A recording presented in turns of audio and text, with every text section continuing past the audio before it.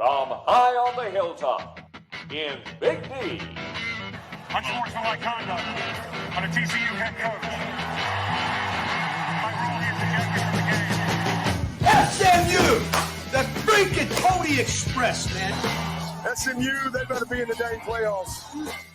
You are listening to the Mustang Mood podcast. Yes, you are. Yes, you are, Jay. The best college football Saturdays of the year. It's been amazing so far, and we've only seen one slate of games. It's 3 p.m., and you've had a great day already, Jay, I got to say. I have, yeah. Sorry, I'm rocking some other repping colors. Your Raiders there. My parents were in town this weekend. I was watching a lot of what was happening in Lubbock, especially when this game got less interesting. But the Ponies win 45-13 in Boston, beating up on the Boston College Eagles like everyone has so far this year. The Mustangs moved to 7-3, and Boston College falls to 1-9. Big day today for a lot of people. The SMU offense went off.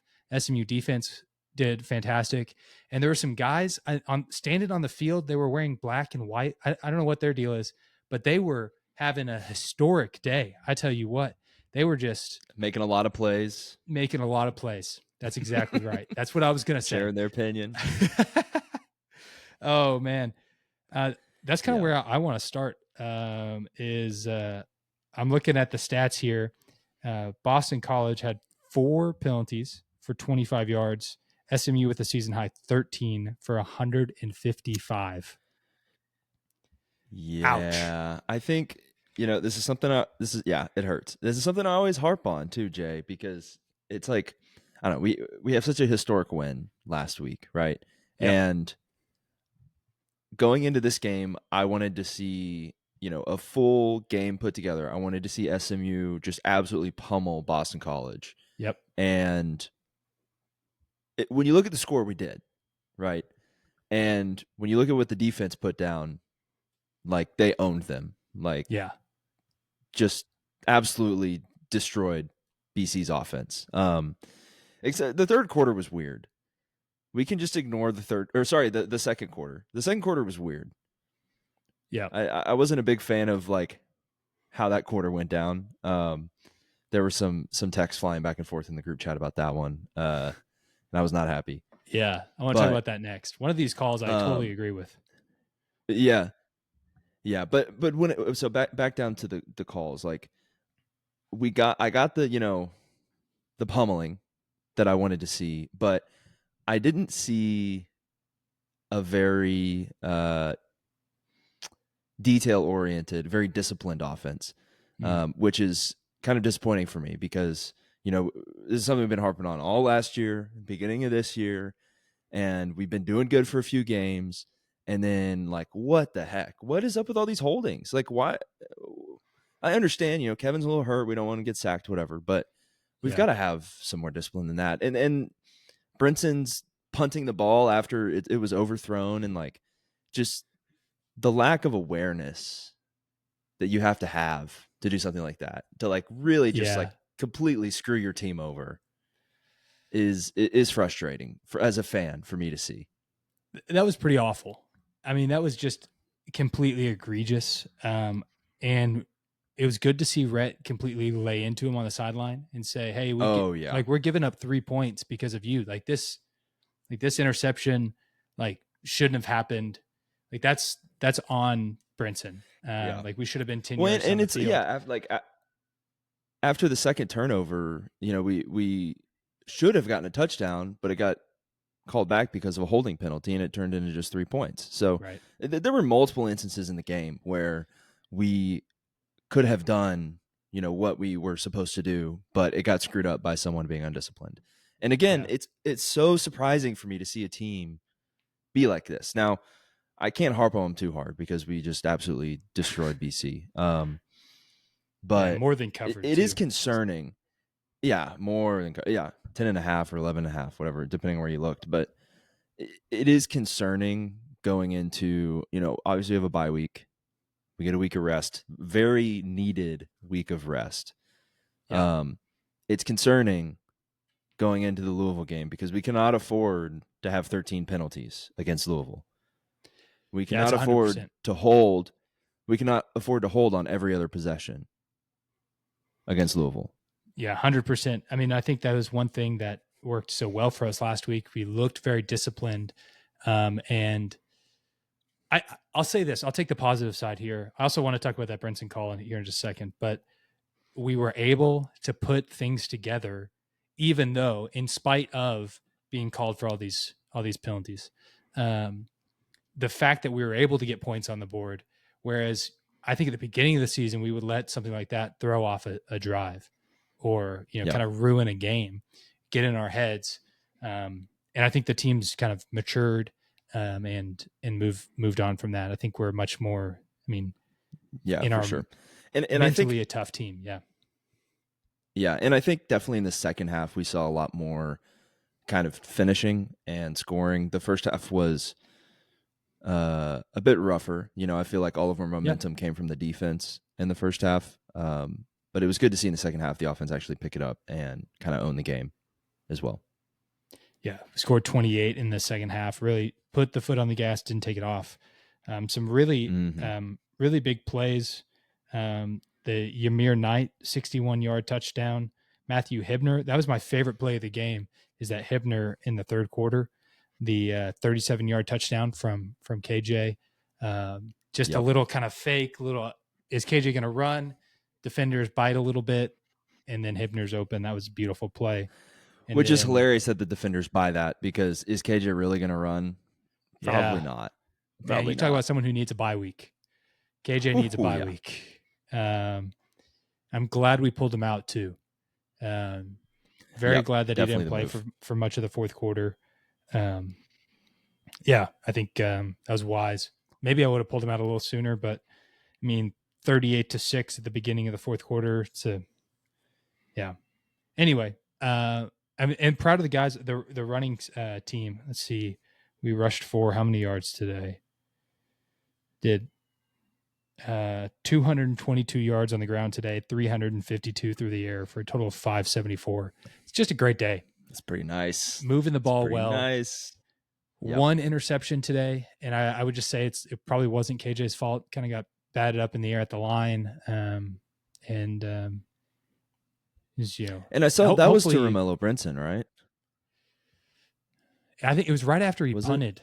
The Romello punted, I think. Yeah, no, it was. But was that pass supposed to go to Romello, or was that to someone else? I don't remember. I don't recall. Maybe Romello was on the sideline getting chewed out by Lashley at that point, but at least I hope he was. Yeah, well, he did. I mean, right after that. I mean, it was. Anyway, that also, we talked about the team being undisciplined. That's been a talk this season. Struggled really with penalties. I was shocked that Romello got to play after kicking the ball like he did, getting that unsportsmanlike conduct. Without a doubt, he should have sat the rest of the game. I mean, it seems like every week he's doing something so incredibly stupid. As I think back to the Baylor game when he got a personal foul. And was that the flip, or was that a different game? That was the first home game, was the flip, which was really into the end zone? Baylor. He held up. That was him, right? I don't recall. The first home game was it's just like born. So I didn't watch much of that. What, you weren't there? What the heck? No, it was like, I feel like, I mean, he definitely has the most unsportsmanlike conduct penalties on the team. Yeah, I would think so. And after all that's happened, it just it is surprising that coach hasn't, restricted his playing time because of that. Because as a fan, it's just so frustrating to see. It's immature, and like, he's a good player. He also dropped one that hit him right in the chest today. So it's a little frustrating. I definitely like Ymir Knight. I think he was my favorite player of the game. Just absolutely cooking. Great player. I think TJ Harden also had himself a day. He had 130 yards on the ground today, and Ymir Knight 162. So it's going to be close there for the Mustang Mood player, offensive player of the game. But I think we should give it to Ymir Knight, who had himself a day. 7 receptions for 162 yards and a touchdown. The longest 61. I like it. Ymir Knight. I like it. The Mustang Mood player of the game. So come on. Really great effort. Congrats. Yeah. Ahmad Moses. Did you want to talk about the second quarter more? Oh yeah, you can keep talking about Ahmad. Oh, sorry. I'll talk about the defensive player of the game. I think we should give it to Ahmad Moses again. Yep. Huge turnovers Absolute last beast. week, and then he's got 2 more this week. 2 fumble recoveries for him. Yep. And I think the game today, I mean, we'll see how the dust settles after the end of the weekend, but we may be in the lead in the nation for turnovers. Yeah, I'll be interested to see. I think we might be right now with 4 today. Yeah. So yeah, I think that puts us in a pretty good that definitely spot. puts us in contention. Yeah. So let's talk about that second quarter a little bit more. Yeah. First off, the first thing I noticed was what was up with all the weird commercials. I know you weren't really watching. You were watching the Tech game mainly, but I just got to run through. We've got Ludacris and Danica Patrick selling a car warranty. That was on a lot. Okay. And then there was in ED medicine for your mind and body. And then a pill to help you quit drinking. So I don't know what these companies think about SMU and BC Boston fans. fans. First off, I think if you look at the average age of a car of BC and SMU alumni, it's probably not one that is outside of its manufacturer warranty. And they're probably not, huge, I don't know, Danica Patrick fans, maybe Ludacris fans, but I doubt they watch motorsport to the degree that some other demographics do. The ED medicine, maybe. Who knows? Maybe onto something. And the drinking, BC is a Catholic school. They're Jesuit Catholic. I don't know. I'm not as versed in the different sects of Catholicism and how much they drink, but I do know that maybe Methodists don't drink a lot, but SMU fans may. Yeah, Southern Methodists do. So yeah, maybe so. So yeah, okay, but on to the second quarter. I just had to get that off my chest. I saw those and I was like, oh, we got to talk about this. How did you, or are you a YouTube TV guy? Yeah. Yeah, how did you end up watching the game? So I have the login to my parents' Frontier cable. So okay. I just logged into their cable account on the ESPN app to watch. I ended up getting Fubo something. I forgot exactly, but Fubo.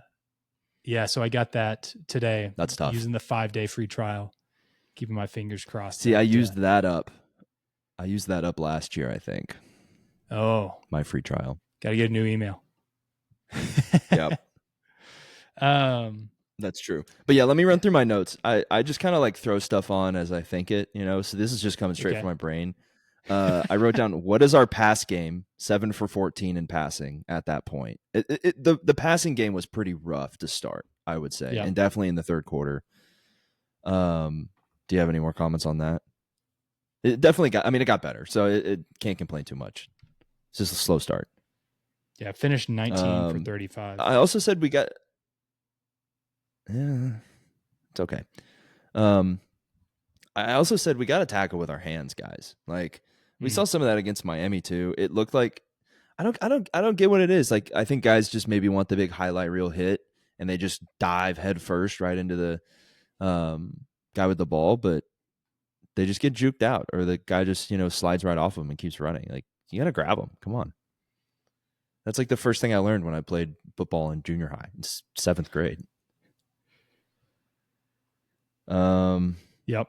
I thought like BC and Ben talked about this in the pregame podcast, but BC has had really no run game. The announcers were talking about it. They're like, BC's been such a one-dimensional team. All they have is the pass. And then in the second quarter, it seemed like they could run wherever they wanted against us. We couldn't stop Mr. Turbo over there. but it's like BC has no run game until they play us. What the heck? And we have no pass game. I feel like the second quarter, our team was just like flipped on its head of what it's actually good at and what it's not good at. Yeah. And then I also saw one of the DBs.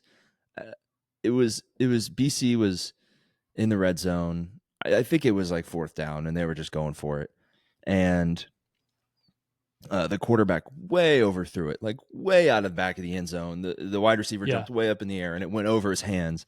And then the DB did the box signal. It's like, that was not your defense that prevented him from catching that ball. Like, it was the quarterback throwing a really high, far pass. We need to stop doing that. Okay, one, we got a penalty for it earlier in the year. Yeah. And two, you can only do it if you actually did something to keep the guy from catching the ball. Like, if it's the quarterback's fault, you don't get to celebrate that. You can celebrate the quarterback not being good enough, or messing up to make on the pass, but don't act like you were the one that boxed them out. Like, if the pass wouldn't have been close enough for a pass interference call, then you're not allowed to do the box. Right? If they would have called it uncatchable, then you can't do the. I agree. Do the box. If you bat it down, you got it. There you go. Got it. All yours. Yeah. All yours. But if he jumps and it goes over his hands, you cannot. Don't do this. Don't do this. Like, none of that. None of that. Oh man. Yeah, we got to be careful. Got to be careful about that. Yeah. But yeah, that's kind of the notes I've got for the second quarter. After that quarter ended, I was like, this quarter was just bad. We just need to move on. We're going to win this game, but we can't play another quarter like that ever again. Yeah. Well, when I texted to the group, my prediction of the score was going to be 13-12. SMU pulls it out. And I'm glad I was wrong. You still hurt a little bit? I was close. 13 is how many points Boston College scored, but SMU had much more, 45 points today. Yes, I am, to answer your question. I am still very hurt to think that we'd be in the top 25 right now. We would have had game day last week. I'm hurt. It definitely changes the trajectory of our season. We can still make it, but it's a bit out of our control now. Yeah. The same thing about tough, Baylor too. It's like we were so close. Yep. Anyway, just gotta lock it down. Yeah. The ball bounces in weird ways. We are where we are now, and it bounced our way so many times. Can't change the past. Year, so that's true. It's gonna be okay. I said so. My prediction for the score was, I believe, 35-20. I gave Boston College way too much credit. Or maybe I take that back. I discounted our defense too much because I looked at Boston College and their passing game has not been shabby the past few weeks. And I was worried about our pass defense. And the announcers definitely made an effort to point out that we have the second worst in the country, which I was definitely thinking about coming into this game. And I was a little worried about, but I really think, what Scott Simons has done with this defense this year is, I think, nothing short of miraculous. Yeah. I'm not going to say that we're the best pass defense team in the country. You can't really even say that we've improved, but for some reason, our defense is just locked down, it seems like, and it feels like. I don't know. What do you think, Jay? Yeah.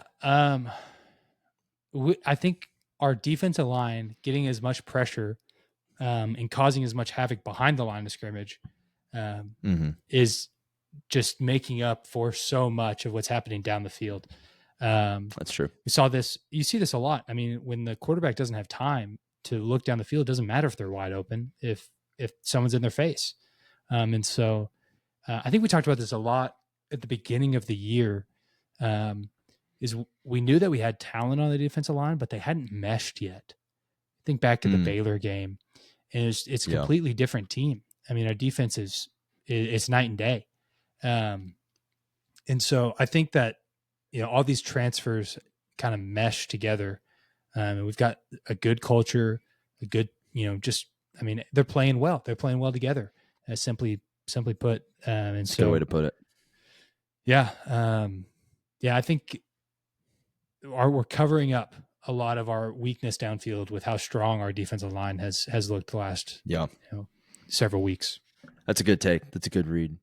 Before we move on to keep talking about this, just absolutely pummeling of Boston College, I gotta call out our friends at Summers Pet Treats. Isn't that right, Jay? Doesn't That is. little Lacey love some Summers Pet Treats? She does love Summer's Pet Treats. Summer's Oh, all look at that natural link pop pet up. treats Wow. right there. Yeah, you can go to summerspetTreats.com and use code Mustang10 at checkout, and that will get you 10% off. And so they're all we're very natural. grateful. Yeah, go ahead. I was gonna say they're all natural. A portion of the profits go to support animal shelters. It's owned and run by an SMU alumni. Great guy. A great Christian guy, And it's just some would say. Exactly. So why wouldn't you want healthy pet treats for your pet that are all natural? There's no weird chemicals, none of that in there. It's all good stuff, and the pets love them.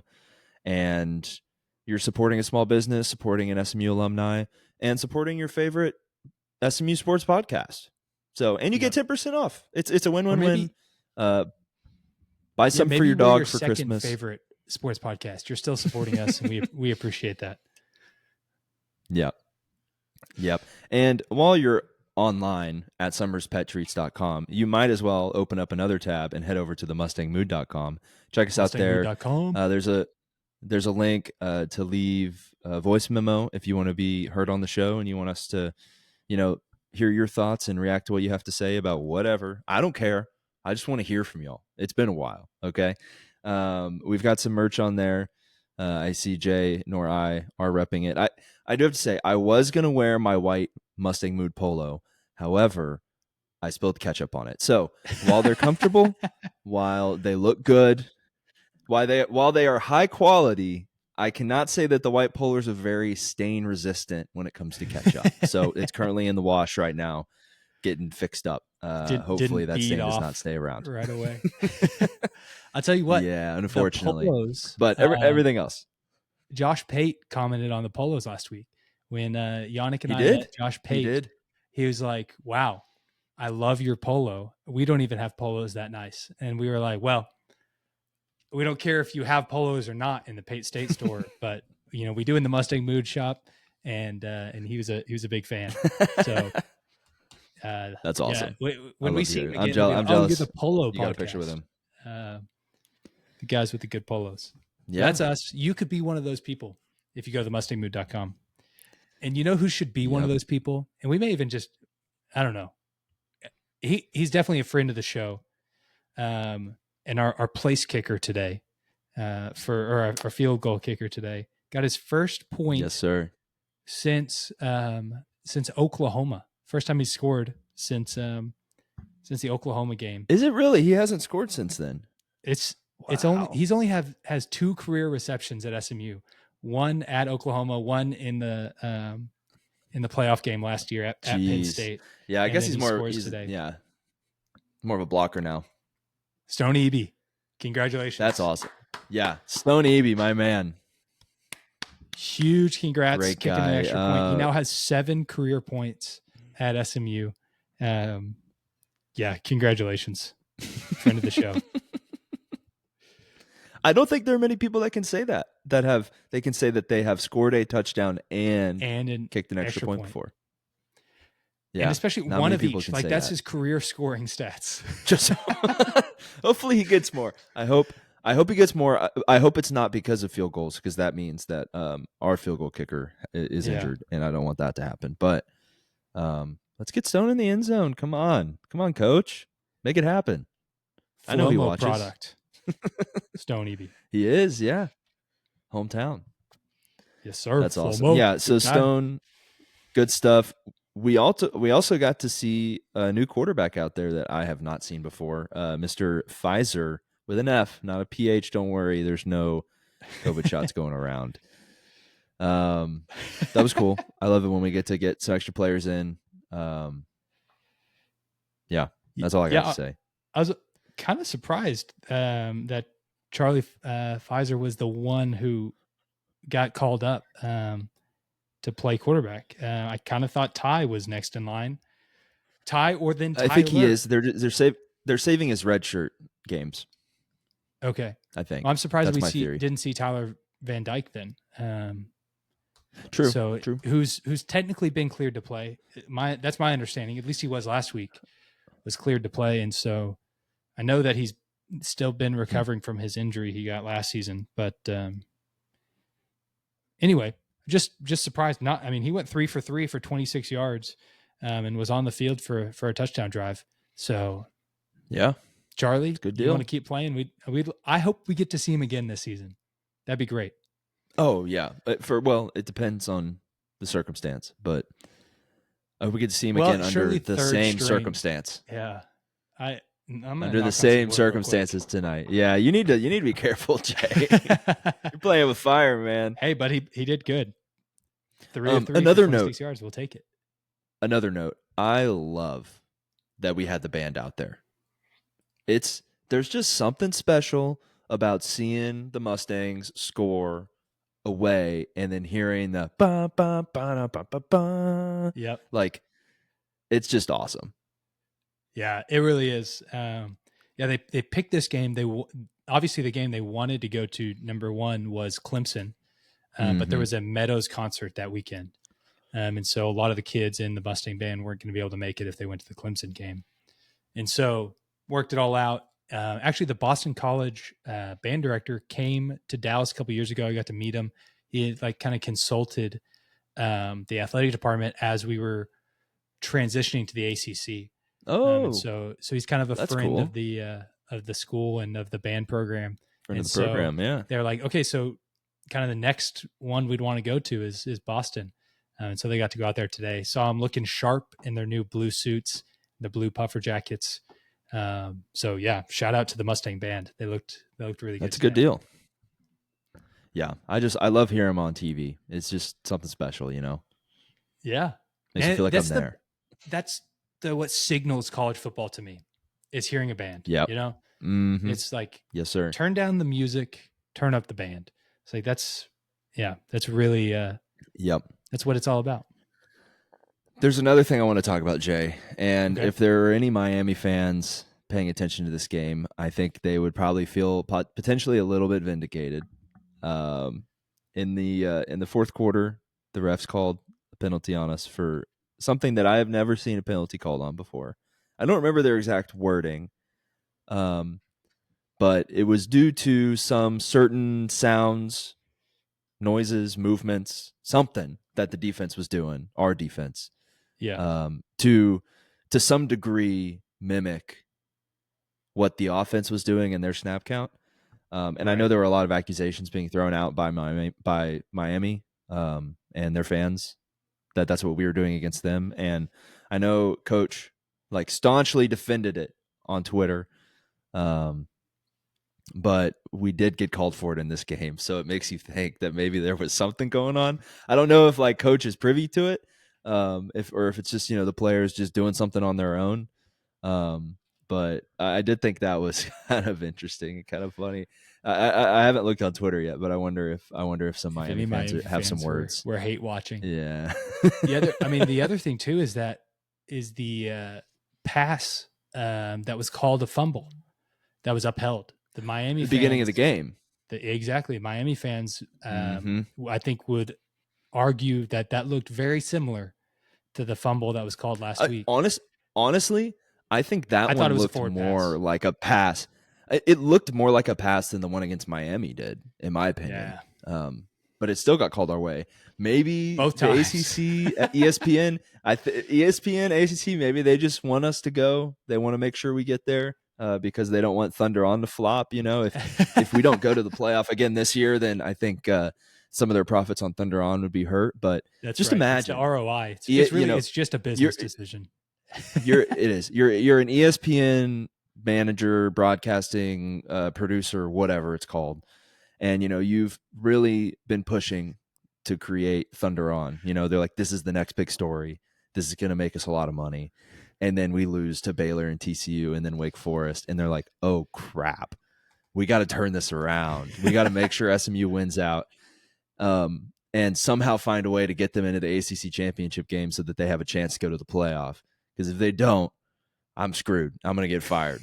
So somebody at ESPN is doing something to help us get there with some of these calls. Hey, we'll take it. That's my sorry. That was a little TFHT right there, tinfoil hat time. But who knows? But maybe they'll also be meddling to make sure Virginia wins out and that Pitt beats GT. So hey, we'll take it.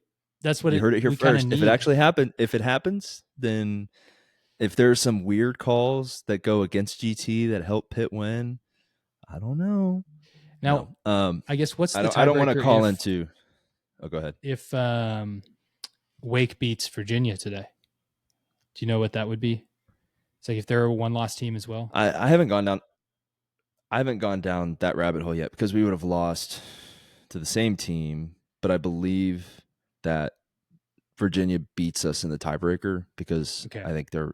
Well, I guess it may depend on how much they lose by. I don't think. I don't. points- Yeah, I don't know the. I don't know the I rules think off it's the top of my just head. the result of it. So Okay. Well, I feel like points at some point has an effect in the tiebreaker, but maybe it's further down. maybe. But yeah, I mean, Virginia just being ranked higher than us, I would imagine that we would lose the tiebreaker scenario there. Yeah, we'll see. Yeah, I'm not See too if sure. if we can beat Louisville. I mean, I think we may get up there in the rankings. So Yeah, we'll see. well, not high enough to just slide in on our own. We're gonna have to win a Right. championship game to get into the playoff, in my opinion. That's correct. Yeah. I think So- that's everybody's opinion. So Yeah. Well, yeah. Unless Yeah. everyone else, yeah. Unless there's, yeah. Don't even talk about any. The other scenario to get in is tragic. Yeah, it would be yeah, it'd be crazy. Anyway, yeah. But hey, that's Ponies college win football. today. And it's exactly that's college football. Ponies win, and it's crazy. And who knows what's going to happen? But we've got a bye week Who for Kevin to knows? get healthy, and then we've got a top 15 team coming to Dallas. So I'm pumped. It's gonna be a it's good exciting. one. Good bye week. Take a break. I don't know what we'll be doing. I'm sure there'll be some podcasting going on. But Yeah, got a some little special break episodes from. potentially over the bye. We'll see. We'll We're see. working on it. Maybe. Who knows? It's Not just like us. college football. You never know when something's going to happen. Exactly. You never know what's going to happen or when. So, and same for us. You never know if we'll be able to live stream or not. So, and neither Hey, do we. Couldn't live stream today. That's a bummer. Definitely would like to be doing that, but Yep. that's okay. And you never know when Spotify is going to take down your episodes for playing copyright-free music. But hey, that's not my problem, except it is. But that's okay. So, yeah, man, what a day. What Let's a keep day. What a enjoying great college day. football. Yeah, that's exactly what I'm going to go do after this. I'm going to go watch some more football. But I may drop a little good omen for the Louisville game real quick. Is that the little boy who lives in my house, my son, Mhm. maybe coming to the Louisville game, Is he going? He's going? and so we're gonna test our luck, see how much of a good luck charm he is, see if he can go 2-0 in top I would 25 love matchups. I would love to Forest see John Stadium. go 2 for 2. I would love So that. let's see. So we'll see. It's still some details to work out. We're hoping that we're gonna be able to bring that good luck charm back to Ford. But until then, don't forget to go get some Summer's Pet Treats. Go to the MustangMood.com. And then once you're done with that, just in your heart of hearts, pony up, baby. Let's go, ponies. Pony up. Come on. Come on.